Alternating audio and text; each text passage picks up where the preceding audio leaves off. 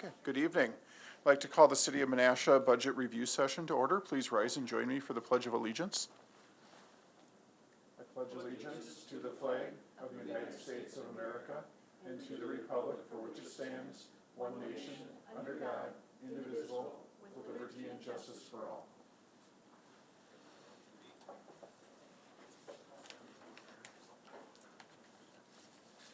If we could have the roll, please.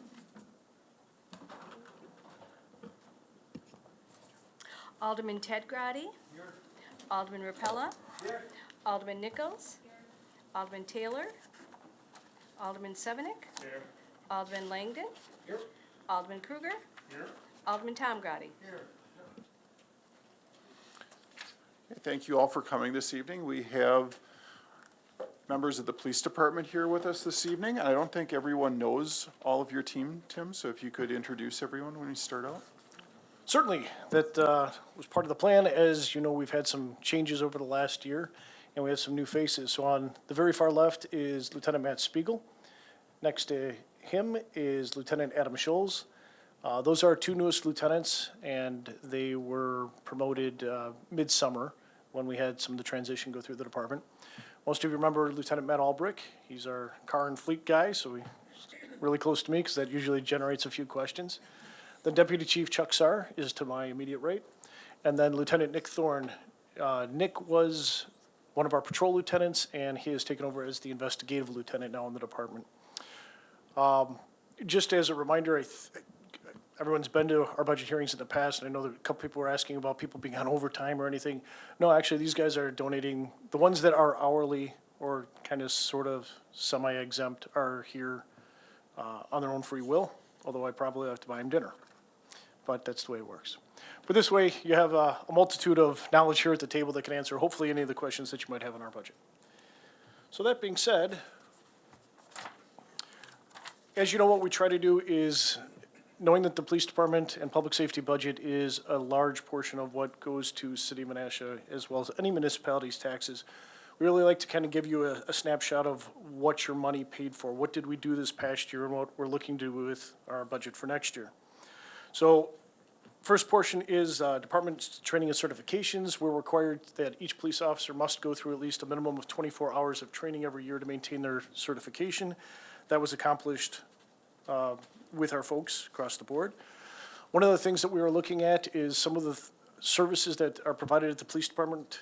We have not had the ability to accept credit card payments, and we ended up rolling out a credit card reader this year. And I really have to say thanks to Jennifer, who's over in the corner, throwing another thing on her desk and working with her as far as how we account for the money that comes across on the credit card. I have had to do it with kid gloves with her, but she's been a sport and really supportive of it. It is really making a difference. We were using a credit card system that used an internet-based program, and let's say on a $500 warrant, the person would be charged darn near $75 to use that service. So we're really not penalizing a person further that's already in a bad position by using the credit card reader. There is a fee that's assessed to them for using it, but it's pennies on the dollar compared to that old service. That's exactly what, it's not a Square, it's The Square doesn't charge you or the customer a fee, they charge 2.8% flat. correct. So in essence, that's what we have now, but there's also a monthly fee that goes along with that. So we are just passing along a 5% surcharge, which covers the city's cost, because we're not going to be paying someone to use a credit card to pay for something that they shouldn't have done, probably to begin with. Management training is something that we've really been pushing on over the last several years, knowing that I'm not going to be around forever. Deputy Chief Sarr isn't going to be around forever, and we have some very talented people on the management group. So two of these folks sitting at the table completed advanced management training this year. And I thought I'd hit the thing button there again. Matt Albrick ended up going to the FBI Academy, the FBI NA out in Virginia. And that was a 10-week course that he successfully graduated from there, so advanced management techniques from there. That's a really neat program because the only expense to the City of Menasha on that was a little bit of food here and there, but the tuition and room and board is picked up by the federal government for it. So neat program that Matt got into, and we're proud of that. And then Nick Thorne went to the Wisconsin Command College. That's what Lieutenant Hanchek, who's not here tonight, she is participating in that now. And that course meets 1 week a month for several months over a year's time, and then graduate with a certificate in supervision through UW-Madison. So it's a neat program as well. Those are the types of skills that these folks need, and it's neat to network with other folks and see how we share the same problems. Sometimes when you're just in your own department, you don't realize that they're dealing with the same thing in Middleton or Superior or what have you. So it's neat to get that experience. The next one is the eAlert program. This is something that we've been trying to do to make sure that we're dealing with our landlords. We know that we do have a disproportionate amount of rental housing in Menasha compared to other communities, but we really want to partner with the landlords. So what we've done is we've reached out, and what the landlords actually get if they sign up for the program is they get an email notification if we happen to go out to their property. They can then contact us to find out why we were out there, and we're trying to identify problem tenants much earlier in the process and get them out if we need to. The formalizing a civilian employee, the next two I'll give over to Nick.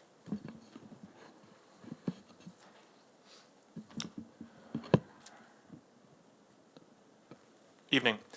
One of the components for attending the Wisconsin Command College where I graduated from was that we needed to identify a project that would enhance or improve something with our agency.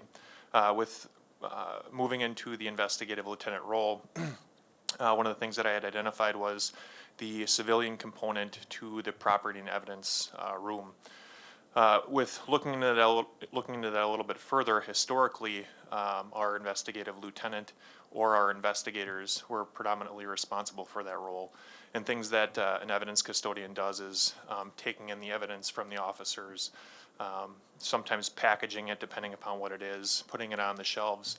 And then an interesting and important component is the purging or getting rid of the evidence. And I'm sure you guys can imagine from an integrity standpoint how essential it is that we can maintain and keep track of that. So it's a very important task, and one that not necessarily is very an important component for an investigator. So with identifying that, with the efficiency, reducing liability, and best practices, that was something that I had focused on. So I ended up writing and completing a property description, and with your approval, thankfully, we ended up pushing that through for the civilian property role, and Sindel Seawall was put into that capacity. Just a few fun facts here. From an evidence standpoint, we take in roughly 1,200 pieces of actual physical evidence a year, and that equates to about 340 cases where evidence are actually coming in. On a very large global view, 80% roughly of that evidence over a duration of time can be purged or disposed of. So to keep up with the necessities of that is vital. So thankfully we have that, and we're moving on. Going forward, we're going to be potentially looking at more of the evidence processing components of that position as well. So.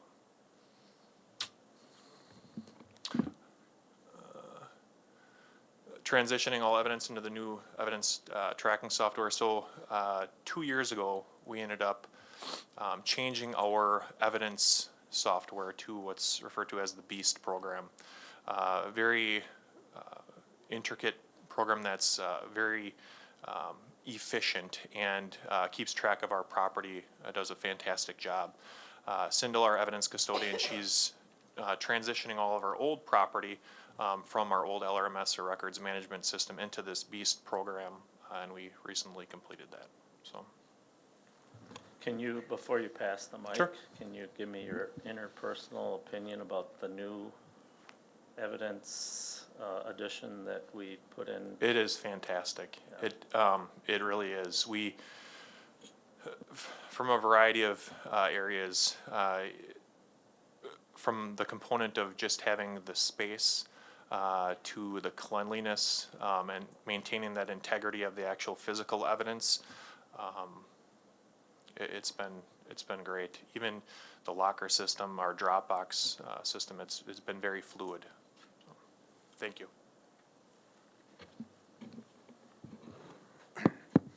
Good evening. So a little bit about our scheduling system. Our previous scheduling system had been created by Deputy Chief Alderson many years ago. It was a Microsoft Access database and basically put into an Excel spreadsheet. With the changes in Microsoft Access, the program had been encountering problems and bugs, and as he was getting close to retirement, it wasn't being supported, and with him retiring, the help for it was gone. So we were in the process of transitioning to something since last year. We're looking into it. Went to a new program called a Lad Tech. It's also a program that Fox Valley Technical College uses, Fox Crossing uses, and Neenah also uses.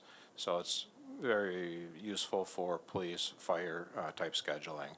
So basically it's an interactive program that the officers can use. They can access it through their cell phone. They can submit requests off. They get notifications of changes in the schedule. So it's been very useful going to that online program and helping us with that. So the next one we have is the online crash reporting system. We have about 400 crashes in the city a year, give or take a few. About 80% of the crash reports that we get in actually come from the insurance companies. So by going to this online crash reporting system, the insurance companies are actually able to get that without doing a formal records request, saving our records people a boatload of time. The online crash reporting system is free. The city, we don't pay a dime for it. And a citizen can also obtain a copy of the crash reports should they want to on that online portal system as well. So it's certainly a time savings across the board.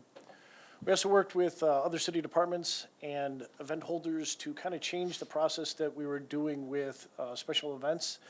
One of the best practices that are kind of in the industry at this point is putting a little more of the onus on to event holders for some of the safety and security aspects of their event. You think about, take Sunsplash, event downtown. What would happen if someone tripped and fell and hurt themselves? There was no plan in place. It would literally be trying to find one of us. There's like no place where you would go to have a reunification of children. We have missing children, as you know, that happened on 4th of July. We always find the moms and dads back, but it was never a really good system before. So we kind of put our heads together with the other departments, and we redid our form a bit to put a little bit more on them, because it shouldn't be the police department, the fire department, the health department, anyone dictating how they should run the event, but what are the best practices and how would they like to do it for their event. So that's been kind of a neat and evolving thing that we'll continue with going forward. Obviously, with changes at the table here, there are some people that have to backfill those positions, so we ended up hiring and training 5 new police officers. As we stand right now, we also have 2 current openings. We thought that we were going to be fully staffed middle of the summer, but due to an unfortunate personnel issue, there were 2 members of the department who handed in their resignations and are no longer with us. So we're hoping that those 2 spots will be filled at the end of this year. Chuck does 99% of the, with Sandy, does everything with the hiring process. So we have a conditional offer out to 1, and hopefully if site comes back on the other one soon. Yeah, go ahead. Actually, we have a second conditional Oh, that's offer that we different. made just yesterday or the previous night. So there are 2 offers out there right now to fill those 2 positions. Hiring process usually takes 2 to 3 months to get an officer hired. So a little bit about the hiring process, if you care. We've received applications over the course of the last year. As we go through those applications, we had about 70 some applications. Sent out invitations for testing. We had 15 that came to the testing out of those 70. So the others are either no longer interested, moved on, found jobs, or whatever. Of those 15, we ended up interviewing about 8. So that brings us down to 4 that went to the police commission, and of those 4, we did 2 backgrounds on them and offered those conditional offers. So the pool out there is narrowing quite a bit for police officers from what we used to have. Years past, we would have a process and we'd do a testing process, a written test. You'd fill a gymnasium. We'd have 150, 200 applicants taking tests for it. No longer see that. It's not just us, it's all around. So what's not on the slide, it was an interesting conversation I had with someone when I was working one of the Rock the Block builds this fall, I guess. This is a gentleman that came from another state, and he was talking with me and said, he came here, he was talking with other people and said, where's the bad part of Menasha? When I got to town, I was asking around, where should I avoid? And they said Menasha. So he's been doing all these builds all over the city, and he's like, this is just an incredible, vibrant community that is doing so much revitalization in it. I just don't see it. And neither do I. Yes, we've historically had some issues, primarily because of the amount of disproportional rental housing that we've had. However, the trend is really changing in this community. And while we know crime stats are going down, and the police department will never take credit for crime stats, and we're not going to take the blame necessarily for crime stats either, because it's all part of the community. I mean, we're the leaders to it, and we'll do whatever we can to address on both sides of it. But I was running through some numbers, and I wanted to share these with you tonight. Burglaries, as it stands right now, year-to-date compared to last year, and last year we were down in many of these as well. Burglaries are down 32%. Disturbances are down 8%. The only number that's up is drugs, and we know that drug complaints are up across all of Wisconsin, if not the entire United States. Juvenile crime, down 17%. Ordinance violations are down 18%. Thefts, 23%. And those numbers that I'm giving you are based upon the calls for service that we're getting. So crime may or may not have actually occurred on these. We actually have UCR numbers when a true crime is committed, and those get reported a little bit differently. But just in the number of calls for service that we're getting, we are seeing a decrease in substantial areas. I think that is just a really neat attribute of not only what you folks have supported, not only with the police department, but all the departments, to show that we are just in a really neat position as far as I'm concerned as a community. I think that's a very important thing to pass along. Please, Chief Sticha, question. Yeah. Do we have that information in this packet or anything? No, Can we no, get, this is hot off the press stuff. can you send that to the council members? I can most certainly put together a memo and kind of and brief recap some of what some of that stuff? we're at. I most It's certainly good, it's good be to happy know. to. Yeah, Thank you. you betcha. Chief, before you move on, I think one of the things that I've always really admired about your department is your proactiveness. And when you talked about drugs, we're doing something very proactive right now, and I don't know if it's further in your presentation, but did you want to talk about that partnership that you're working on with the health department and the fire department and Gold Cross? Sure. So one of the things that we've recognized, yes, drug use is a crime. However, for the most part, most of the people who are addicted to drugs and using our drugs it's a microcosm of a bigger problem. And what we need to do is find a better way to deal with that problem. We can't arrest our way out of it. So what we've started with, and the health department actually had gotten some grants earlier in this year, we started a program that we're calling MCAP, which we're trying to identify those that we come across in our routine work that have a drug addiction problem, and we just offer them assistance. It might not be at that point, it might be a family member of the person that may have had a drug issue or an overdose issue, but we provide them a business card, if you will, where they can go and be paired up with a recovery coach and get the help that they need. So our goal isn't to arrest, it's to try to get them the treatment, because ultimately that's the important part of it. Knowing that message sometimes comes good from a police officer and sometimes not, that's why we reached out to Neenah Menasha Fire Rescue, the park and City Garage was also involved with at least knowing about the training and the program that we were going through, obviously the health department. So we are all collectively involved in this. We all have those cards that we can give out because we might come across a citizen at any point in any of the jobs that we have across the board in the city. At this point, I think we've had 3. If anyone can, it's been 2 or 3 that we know that have reached out for services already, and the program is in its infancy. The next stage that we're planning on doing with the program is to identify those that we're giving the cards to or the families that we're giving those cards to, and then doing a follow-up with them at a later time. And that follow-up, again, could be from a police officer, could be from a health nurse, could be from any of the other city employees that might be part of this group. Thought being that maybe they weren't ready at that point, but if we can keep putting that into their mind going forward, when they are ready for that help, so they know that help's there to hopefully get them off the drugs that they've been using. So it's a neat idea, neat program. There's been similar programs that have been started in other municipalities in this area. However, they weren't as proactive. They were more hoping to rely on people coming in that were in need of services at that point. And what we're trying to do is really identify those folks and go after them, but not in a criminal way, so. What else are we doing? So for 2020, we've been using this LEAD model, so listen, explain, equity, and dignity, and that's kind of what we try to do in every single interaction that we have with folks. We continue to see these successes with that. We've talked about the number of citizen complaints. Prior to me being in this role, we averaged anywhere from 3 to 5 a year, and I think I'm at 3 in the last 6 years, something along that lines, and of the 3, none of them were found to be accurate, if you will. There was no discipline that came out of it. Some of them were out and out false ones, but. Well, we did our first round of Wiley Ag, as you know. That was the accreditation process we went through, and believe it or not, 3 years is up. So next November, we'll be going through that process again. So it'll be our first reaccreditation. Having gone through it once, it'll be a little bit easier, we hope, the second time. But just by knowing what we can expect in that. We talked about the advanced management training, and I mentioned that Lieutenant Hanchek's now involved in that for this year. We're planning on exploring and deploying a new canine tracking system.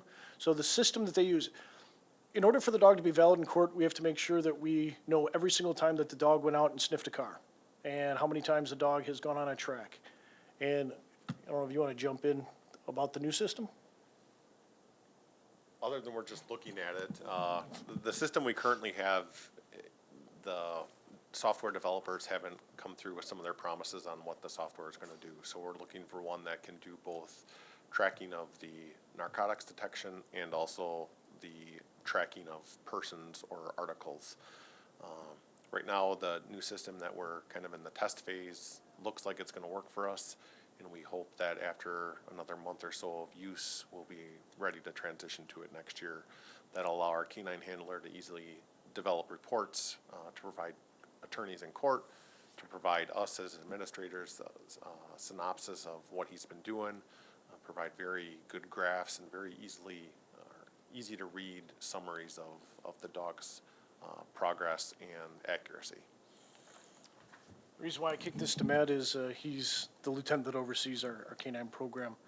So we've had Cammy, our dog, now for 1 year as of October 2nd, and the dog last year went on 189 deployments, seizing 1.78 pounds of marijuana, 6 grams of heroin, half a pound of meth, 3 grams of cocaine, 1 gram of ecstasy, 167 pieces of paraphernalia, 58 grams of prescription drugs, 3 guns, 3 tracks, 89 arrests. And we found the dog to have a 98.94% accuracy rate. So dog program is doing pretty good as far as I'm concerned. The next thing is chief full staffing. We should be getting there. Deputy Chief's already talked about that. Then we're going to be deploying a new powertrain in the patrol vehicles. So Ford decided that they are no longer going to continue with their powertrains that they currently make. 2020, with the redesign in the civilian Explorer, they decided to transfer some of those redesigns into their police packages. So we have to evaluate which of their new powertrains, in comparison to some of the other ones available, are going to best fit our needs. One of the interesting powertrains that Ford is deploying is a hybrid powertrain. They are anticipating that even though they're going to charge more for the powertrain, that the savings will quickly eat up that initial cost expense. There are multiple agencies in Wisconsin that have already purchased some of them, and by the time we're ready to purchase a new vehicle next year, I'm hoping to have numbers that will tell us if that's going to meet our needs or if we're going to have to stick with a standard gasoline powertrain or a completely different type of vehicle. I have to ask, what's a powertrain? Like the engine transmission combination. Okay, So thank you. currently we use gasoline engine and, transmission combination. Ford is offering a hybrid, so an electric and gasoline combination powertrain to save on basically gasoline costs. So we're not gonna get a manual transmission then? No, Okay, Thank you. Of course. Prior to the meeting, Alderman Langdon had asked a question about our maintenance costs. One of the other things that these cars are supposed to be able to do with the hybrid model is actually reduce some of the maintenance costs going forward, because you figure that the patrol vehicles oftentimes are idling. Idling is not good for a car. It sits there, it builds up the heat, you have a lot more issues with it that way. The way these cars are designed is that if it's sitting there on a traffic stop and idling, it shoots right down to the battery. And the batteries work for a fair amount of time, and if they go dead, how long does it take to charge them? It takes about 7 minutes to charge the battery with the So engine. 7 minutes with the engine back on and running can potentially save us a boatload in gas as well as wear and tear on the cars going forward. Randy's got a car that when it stops, the engine turns off. I don't know, I'm not used to that, I don't like it at first, but, Currently, our Ford doesn't offer that in the police vehicles. okay. Some of the Dodge vehicles have the capabilities of shutting down some cylinders, but to my knowledge, none of the police vehicles have that auto start technology in them. In the past, Alderman Taylor has always brought up that he always felt the police department should start looking at hybrids, and so I'm sure, he'd be happy to hear about that, so I think it's important to look into that also. It's, whether we like it or not, it's the future, I mean, electric cars, they're actually faster, which I didn't really realize, and, I don't know if they're more economical, because right now they're usually more expensive. But, you know, in your line of work, it may be worth having, because how much they're used. In the performance for the police vehicles, it wouldn't be a reduction. The biggest part for us is the increase in cost gonna be offset by the savings in gas, and are we gonna be ahead?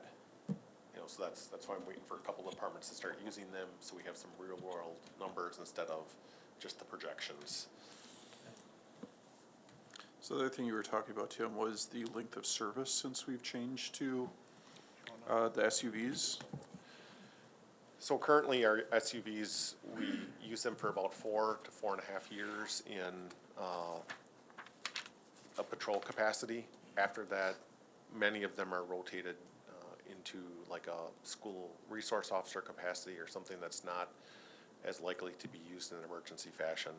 21, it's purchased in 19, Yep. we put it in 24, for example. So, we've just found that they last longer. When we had the Crown Victorias and the sedans, they just didn't hold up. I could probably set my alarm to, you know, when the cars hit a certain mileage, the transmissions were gonna fall out. We've had much better luck with the SUVs, and therefore we've been able to keep them longer and not have to replace them as often. So cars that we purchased in 2019, for example, we're not planning on replacing for 5 years. 2024 is when we replace that car. And if that car is actually in decent shape, it would move to a secondary use as a school resource officer car. So we'd actually be holding it even beyond the 5-year period of time, which was absolutely unheard of with the Crown Vics that we had before. And that's only for our heavily used patrol vehicles. All of the other vehicles that we use for investigations, the community service officer, those types of positions, those cars we keep much longer, usually anywhere from 7 to 9 years. So other things we'll do is, when one of the lieutenants isn't working, we have an officer in charge program, so the OIC for short. And it's been very traditional in how we've handled that before, so we're gonna be looking at how to potentially engage more officers, especially as we have newer ones. How can we give them some of that authority at an earlier age than what they've done in the past? Age being how long they've been with the department, not physical age. Evaluate patrol lieutenant's schedule. They're looking to try to be how more efficient. And when we get to overtime, you're gonna see overtime has always been a problem. The patrol officers themselves are even looking at a potential different schedule, and hopefully we can work with them on that to try to get that going forward, to change some of the staffing that we have and hopefully smooth out some of the overtime issues that we've had historically.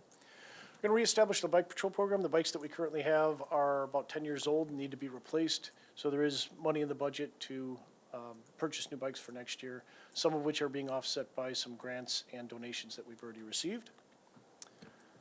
Question, Chief? Yeah. Go back You to your bet. goals. Number one, there is achieve a full staffing. Right now, per budget here, it looks like you got 37.75 full-time employees. So full-time staffing, it would be 2 more people, 39? No, 40? no. What do you Our mean by? authorized level is the 37.75. Oh, that, okay, That is our authorized level. We've been operating too short in the patrol officers. okay. So what I'm getting at is, once you achieve that full-time staffing, hopefully, the overtime, should go down The overtime And- does go down, correct. proportionally with that. Okay. All right, thank you. You bet.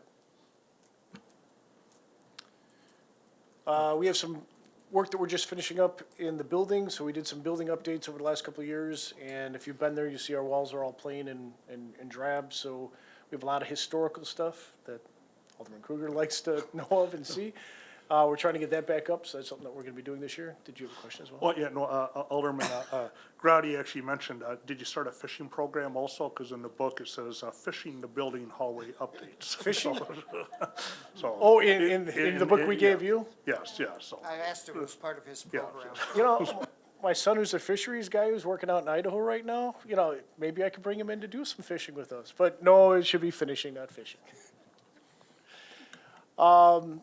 Always want to make sure that we're using the appropriate type of firearms that we carry with us, and that's something that we just want to make sure that we're meeting the best industry practices, and there's been some ideas as far as the sights that are on our firearms, are they the best things that are out there now for the dollar?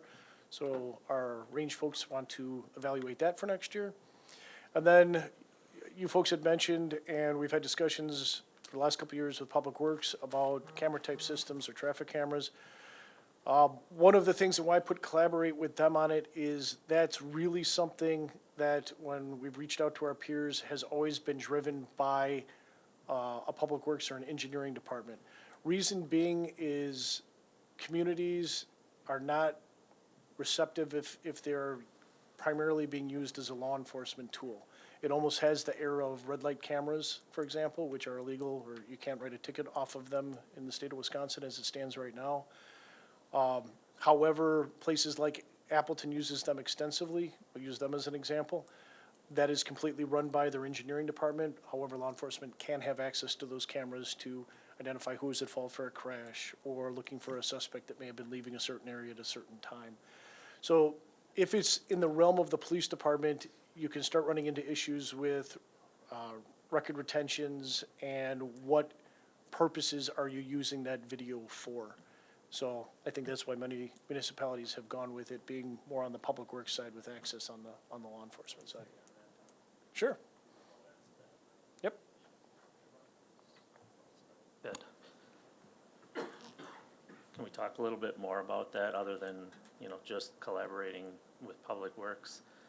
My goal has been that we establish a camera system throughout the city of Menasha, like in Appleton, starting with Third and Racine. I know that Appleton does a great job. My nephew was involved in an accident. The individual that hit him swore that he ran the red light and blah, blah, and the officer said, don't say anything further. He said, this is rare, but they called us, said, you were probably going about 40 miles an hour and ran the red light. So ended up, she wasn't even from this country and the whole shebang, so no insurance and all that.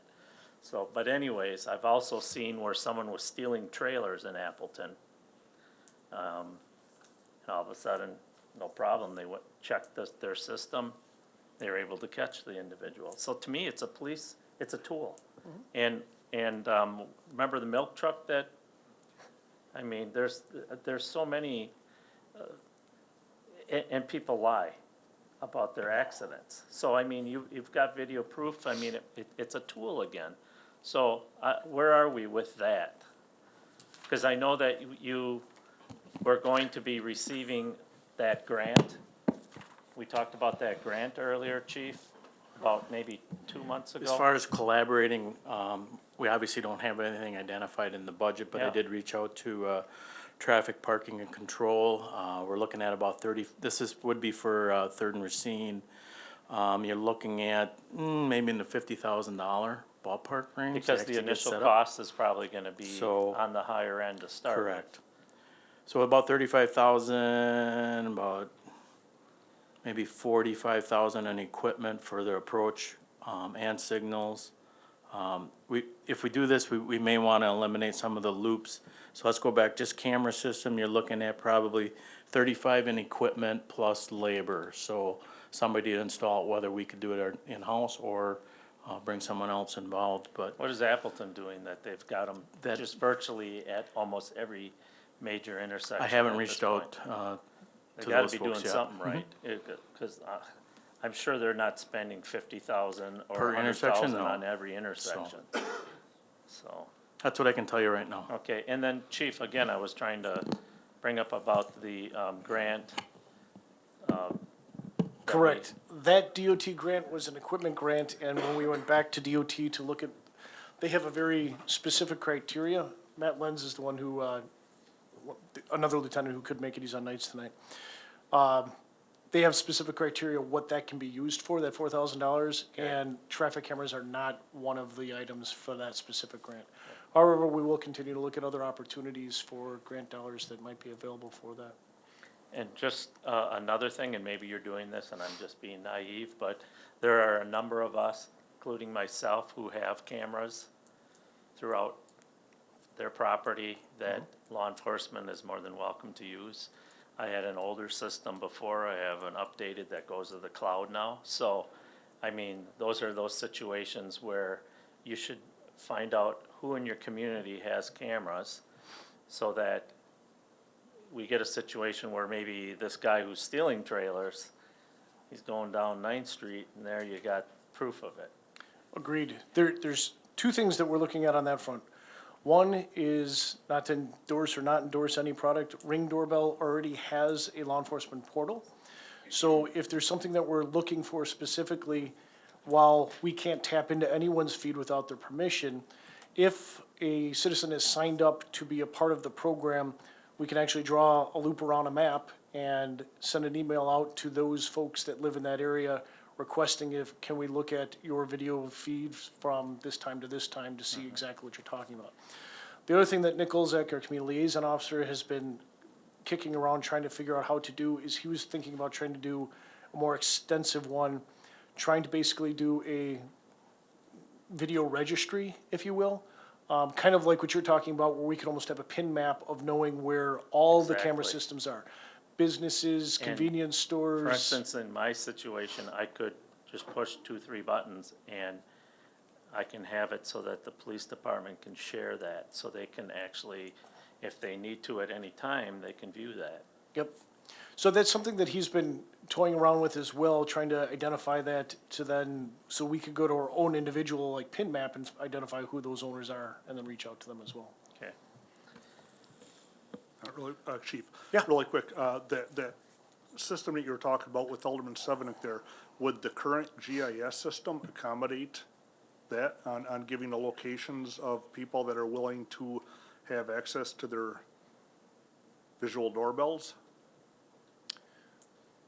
The Or- one that exists with Ring, no. Building it into, and the Mayor and I and a number of folks, we've had a lot of discussions on GIS and the different uses that you can have with it. I don't know that we ever talked about that specific one, but I see no reason why you couldn't add that as a GIS layer as one other place to capture it. All right, thank you. So in talking about this year, where we're at with dollars and cents, we will be under budget for 2019, especially with being down some folks. If you looked at the budget book itself, wages are gonna be about $13,000 under, and actually, I did a redo on some of our numbers. Obviously, our budget numbers have to be in August, and I'm kind of a number geek that goes back and redoes it several different times. Because we weren't able to fill a couple of those positions as quickly as we could, actually found that salaries will actually be about $40,000 under budget. Overtime, we thought that we were gonna be about 38 over, but in looking at it and some of the things that we were really, really trying to buckle down and be more selective on, $33,000 is what we're expecting to be over budget there. Now, I'm saying that's still my numbers here, and that can change. And the next line that I have up there is that last year when we came and spoke with you, we thought we were gonna be about 75 over budget. And we really, we're very, very selective. There's certain things that we don't like to do, such as not allow an officer to finish a report that day and make them do it the next day if they have a complaint later in their shift. Well, we nixed things like that last year. We were able to get that number down. The other thing to point out is of that $33,000 that we're gonna be over budget, we're also getting $15,000 of that back in grant money. We have not only the traffic grants that we have, but there's also a heroin grant and a methamphetamines grant. And if we have people working cases on overtime on a heroin or meth grant, we can put in for that grant and get those dollars back as well. So really, when you're looking at the 33, subtract the 15 off of that, and the money that we're saving on the salaries will be in decent shape. Some of the reasons why we are over budget, though, is the 3 retirements that we had this year in the beginning part of the year. Which is kind of amazing about that, there are some charges that we have back to the department when someone retires. So we had to pay for their sick leave payout and other payouts that they had for the 3 retirements that we had because they were lengthy employees. So we were able to capture that and still be under budget on our salaries. We also had that lengthy standoff that Alderman Grady, I think, was watching us for a good portion of it. That isn't cheap. That probably ran about $7,000 to $8,000 right there, just with the folks that we had in the duration of that incident. And then we did have the officer-involved death, and there's a lot of overtime and issues and costs that came along with that as well.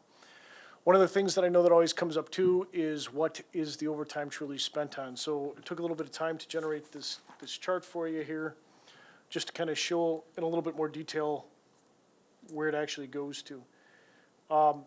The regular overtime, and what I classify as regular overtime, is that's when the officer has to stay over after their shift to complete a report, or they're on a commitment and they're stuck at the hospital for several hours. That's what that one comes from. And that's about 32% of our budget, so that's the top right portion of the pie, if you will. Then the overtime short notice, that's the 21% one, that's the green section. So that's when someone calls in sick, or we have an emergency situation where we have to call folks in. That comes out of that piece of the pie. Court's only 2% roughly of our budget. The grant overtime is about 10%. So that's money that we get back, but it also is included as an expense, but we get that money back. Training's about 7.5%. So when you're looking at roughly $200,000 we spent on it, only about $15,000 is spent on training. We try to do the vast majority of the training as much as we can on duty or on a day that an officer would be working, and they can be replaced by, if we have an extra person on that day. School resource officer, I know we've had some questions on that in the past. They are a minute fraction of it, and in the agreement that you folks passed, I think over this past council period, the school district now reimburses us for the overtime that the SROs are working on. So that 1% you're also getting back as well from the school district. And then vacancies known in advance, that's the one that rubs us the most. It's a quarter of our budget, and that's oftentimes either the being understaffed or because of the rotations that we have. And just because it doesn't line up perfectly, as much as you may have the additional people, you may have the additional people on Tuesday, but you're down to minimums on Wednesday because it just doesn't line up with the patrol schedule very easily. It's a 23-day rotation that just doesn't divide well, and that's where we sometimes run into issues with that. So budget versus actual, a little bit more on that. Redoing my numbers on that because we didn't hire people, we're not paying for their health insurance. In the book was $55,000. However, I think we'll be $75,000 under for that. Retirement is actually going to be about 35 is what we're anticipating for the retirement as opposed to 7,000. One of the reasons for that is there was an old retirement system. I think I mentioned that in the book that you have, that the spouse of the person in that old retirement system did pass away at a very old age, and we no longer have to pay that benefit anymore. So that's where we're seeing a reduction there. The jail charges, that's going to be under budget, and the animals, we're doing well on that one. It's actually going to be about 4,000. So 9 years of budgets that we've done over the last 9 years that I've been a part of. This one, we're showing a $25,000 decrease. However, in true transparency, we should really report it as about a $10,000 increase is what the actual portion of it is. John could explain it better, but in the vehicle fund that we are carrying over, the numbers of what we carry over year to year was actually reflected in the 2019 numbers as part of the approved budget. So if you actually put the money that we've been carrying over out of that, we'd actually be showing a $10,000 increase, which is less than 0.2% for our entire budget. Which kind of blows my mind when I think about this is wages have increased for our non-reps approximately 14% in that period of time. For the union folks, it's been 23%. Now, there was the offset with WRS and Act 10, which attributes to some of it. But what I guess I'm trying to show you folks is that we're doing everything we can to humanly possibly be a team player to keep things down. Basically having a flat budget again for this year, which is similar to what we did for last year. If you're looking over those last 9 years of budgets, we've only increased 0.5% every year despite those raises, and obviously labor is our biggest cost. Alderman Kruger? Yeah, I just had one quick question. Sure. The numbers and the decreases coming under budget. Now, last year you had 75% of code enforcement within your department as far as salaries goes, and this year there's none whatsoever. Did those numbers also reflect not having that position within your department? No, it's Okay. it's a totally separate line item. Okay, thank you. You bet. So for next year, what's changed, just to give you some of the highlights, 1001 and 1001 and 1008, you'll notice that there's some shuffling around on there. And we found a month or two into this year that there were a couple employees that were the pot of money that their salaries were being taken out of was in the wrong spot. So we just have made those corrections for next year. There's no real changes, but that's why one's gone up, one's gone down. Salaries, in discussions with the mayor to make our numbers, we're shortchanging that by about $5,000, and I'm comfortable with that. I agree with, there's no sense in budgeting something if we know that we might not have those positions filled. And why make the taxpayer pay for something that we're not gonna be spending on? So, agree with that, but that's a number that will come back in the budget next year if we are fully staffed. Overtime, just because there's the 3% increase, we did increase the overtime budget by 3%. Health insurance is down about $25,000. Retirement, because of that benefit, is lower. Professional services, that's where we take the bartender checks out of, and because this was our big year for bartender checks, that's now down $2,500. Buildings is up a little bit. We have an aging building. We've talked about that before. It's 1,000 this year. It could be more than that in subsequent years as we continue to have maintenance issues. Small projects, it was up a little bit. Computers, we have just kind of like the cars, we worked with IT in the past, and there's a rotational schedule as far as when computers get replaced, and next year is up for a number of our computers to be replaced. I should note, though, however, when our computers get replaced, they don't just get thrown to the wayside. Our heavy intense used computers are the ones that get replaced, and the ones in the patrol rooms are the ones that are scheduled for next year. Those go to other than less used areas like the cell block, because those computers are probably now old. Yeah, they're running on DOS or something, I don't know. So, or maybe not that bad. Windows 95, I don't know. So, not quite that bad, but that's, we're trying to be efficient with the use of it. Motorized equipment. So what we've done historically is we budget around $95,000 for that. However, next year, what we did is we kind of did a re-up to see where we were, because we didn't want that ebb and flow, if you remember, on the years that we have to purchase additional vehicles. So in looking at those and seeing what we're gonna have to purchase for the next couple of years, we determined that we could go down this current year by the 22.4 and then go up back to 93,000 for the next 4 years and stay on our replacement schedule. And that, again, is attributed to the SUVs lasting longer. So we were able to kind of bump those out on the replacement schedule and keep it lower for this year and go back to what we've been doing in subsequent years.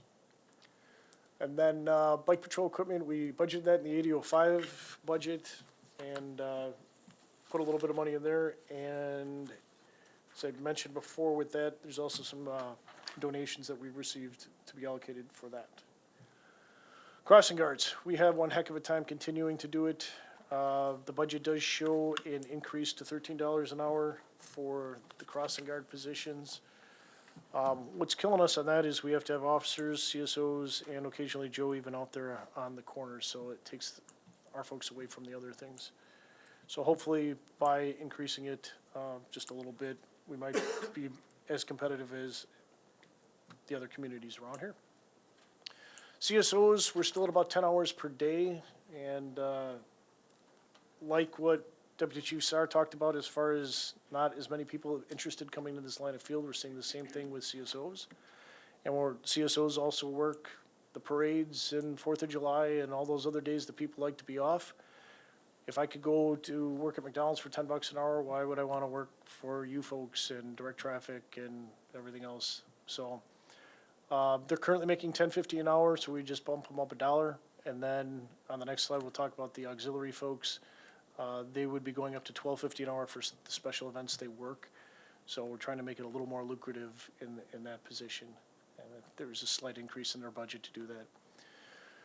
Same thing with the auxiliary unit, and that is probably one of the biggest bang for the bucks. I can't even imagine what it would cost to staff regular events that we have on a holiday if we had to do it with officers. It would be bad. So we want to make sure that we can try to increase that. They've been currently making $10.50 an hour, so they'd get a $2 an hour raise for when they are working special events. Because of the numbers and what we've had with them, we feel that we're able to do that without increasing the budget. So if you see this year, we're under budget for the auxiliary, so we're hopefully won't be as under budget as we are this year by doing the pay increase. Jail and animal shelter. The jail, I know we talked about this one last year, and I looked back at the numbers, and we've just been chasing ourselves on that. 2011, we were budgeted 17,000, we used 13,000. Then it went down, and then we tried chasing it. We went as low as 11,000. As soon as we went down to 10,000, then we went up, and our costs were actually $12,300 the year that we went down to 10,000. So 2019, we were down to, we bumped it back up because we were under budget for 2018. But what we're seeing now is the economy is improving. So as a result, we've decided to decrease it back down, and hopefully that'll be right. Animal fees, this has been an incredible one. The only thing we've really changed with animals is that we have not been providing traps unless there's a health issue for it. As a result, we saved about 10 grand to the city over the last 5 years, and that was also with negotiating a different contract with the Humane Society, so. Capital expenses, we talked about that already a little bit with the vehicles. There's only one really scheduled for next year, and this is where you see we have 4, 3, and 3 coming up in the next couple of years. That's why that carryover money is going to be important going forward. With that, 5 minutes, thought it'd be about an hour. So if you have no questions, I'm 5 minutes up to the good. I got one. I have a question. Okay, go ahead. Go ahead, Ted. My question, I didn't see anything in here for the canine. I mean, is there special, unless it's buried into some other account, but what is that Yeah. kind of expense run, or you feel you have enough money in there? So 2 things with that. One is, yeah, I screwed that one up. In the account that we're using for the bikes for this year, that's what we talked about with the council last year, that we were gonna put $4,000 a year in that budget, so that when it comes to the point of having to replace the dog, kinda like what we do with the cars, we're not gonna come to the council or to the community for $16,000 to buy a new dog. We did not put that $4,000 in this year. So as far as the accumulated money to buy a new dog, well, we're okay because our dog's young enough, but you'll see that back in the budget for next year. As far as the 2 dogs we have, Geller, the dog that's in the elementary school, and then our Cammy, the one that works the road, that's done 100% in donations. So okay. they run about $4,000 a year in expenses, and we've been able to offset that. That's done in the kind of an in and out account that isn't specifically budgeted in But our do regular you account. feel that donations will always cover that, or, I mean, you've done a really great job with this budget. I mean, you lowered it by about $30-some thousand, and I don't have problem putting more back into that, your budget, if you feel there's something there, but if you're happy, I'm happy too. We're actually at a healthy amount in there. If we didn't get any donations next year, we'd be able to buy dog food. Okay. And that's primarily, dog food and vet bills are primary expenses that come out of that. Okay, thank you. Go I ahead, appreciate Stan. it. Plus you're selling all those plush toys, right? Yeah. Those plush Well, dogs. and you know, that's one of the things that our canine handlers, because they're so invested in it, you're exactly right. We have the t-shirts. Anyone want a t-shirt? Put in the plug for that as well. That goes back to the canine fund completely. Yep. I know when the canine initially started, the community really got involved. And I think if you really wanted to, they'd get even more involved. That's one thing they really, I think, focus on as far as being involved with the police department is the canine unit. Agreed. Especially because then they can bring the kids in and those kind of things. But my question isn't really budget. It's more about philosophy. Because I get this question brought to me from the Fox Cities area. How is it that we have a police department that takes up almost 27% of our budget when we have areas like Harrison that contracts with their sheriff's department, doesn't have a police department, and basically has on-call, basically, I believe, 1 or 2 officers, period, for an area that's larger than the city of Menasha. Can you address that? And it's the same too with Sherwood too. Yep. Well, so Sherwood's a little bit different as far as the way that they're contracting. Harrison now, they ended up contracting, I think, 4 or 5 officers now, and that is actually being on Harrison's tax bill as a separate surcharge. So while you may not see that as part of your regular tax bill that you would see, you know, that 27% or whatever that portion of their budget is, that's actually being put on like a water and sewer fee to the residents in the village of Harrison. And where are they putting that? Where does it appear? Where are they? My understanding is fee? right on the tax bill is a law enforcement surcharge, like you would a garbage fee. Okay, so they're calling it a fee instead of putting it on the levy. So again, and the officers probably don't, you understand where I'm coming from, these guys don't. But I have a problem with our villages and townships that claim that their taxes are so much lower in Menasha, but they play these kind of games, and that's just kind of where I'm getting at with this. The city of Menasha provides some of the best services throughout the entire Fox Cities, no doubt. I'm not just saying that because I live in this community, but I'm involved with a greater area of the Fox Valley, and I see that.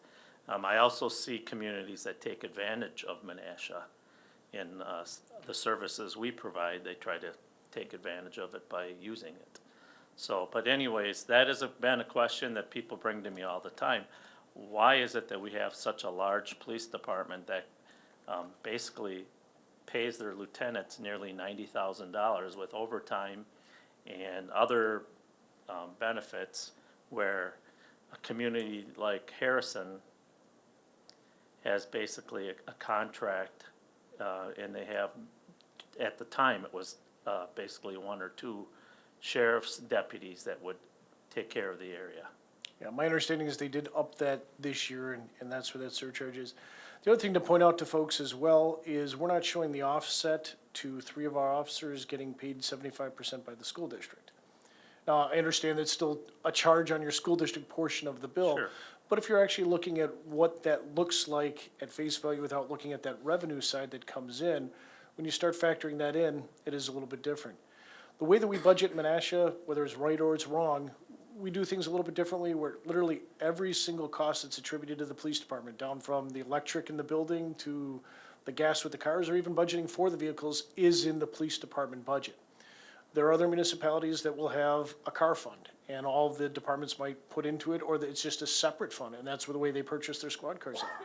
So if you got rid of $250,000 right off the bat for the 3 officers, if you discounted that portion, if you took the $60,000 for this year, but the $93,000 we've been putting for cars, take that out of our budget, we certainly could make our police department budget look very much more comparable to any of the other municipalities in the Fox Valley.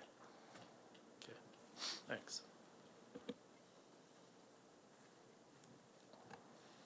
Anything else for the chief? Go ahead, Randy. Thank you, Mayor. Oh, keep it on. What is our staffing levels compared to some, like Nina or Kakwana, some of those other places, not Appleton obviously, but, something comparable to, us?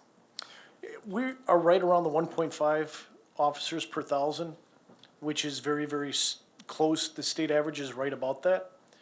The one thing is, again, that's taking into consideration the 3 school resource officers. Having an elementary SRO is not, Appleton's the only one that has that I'm aware of in the Fox Valley. And that's then being offset by the school district by 75%, which that program, if we didn't have it, the number of calls that that get called by the school on a daily basis is, off the charts. So I'm deeply appreciative to the school district for footing the Now, bill on that. Kimberly, they have, an officer at Sunrise, but he's works for Calumet County. And he's there twice a week. Correct. Yep. And that goes into that, well, I'm not sure which way they do it. I'm not sure if that comes off their contracted officers that they have with Okay. Calumet County and Town or Village of Harrison now, or if it's the other way. But it wouldn't be that would be a Harrison, that would be a Calumet County deputy as Okay. opposed to. Yeah, I've taught for many, many years, and I see a value of having a liaison officer at the elementaries and the high school, and I think that's a positive thing for the city and for the school. So I'm supportive of the liaison officers. Thank you. You bet. Well, thank you for sharing tonight, Chief. Appreciate you coming in and the rest of your team.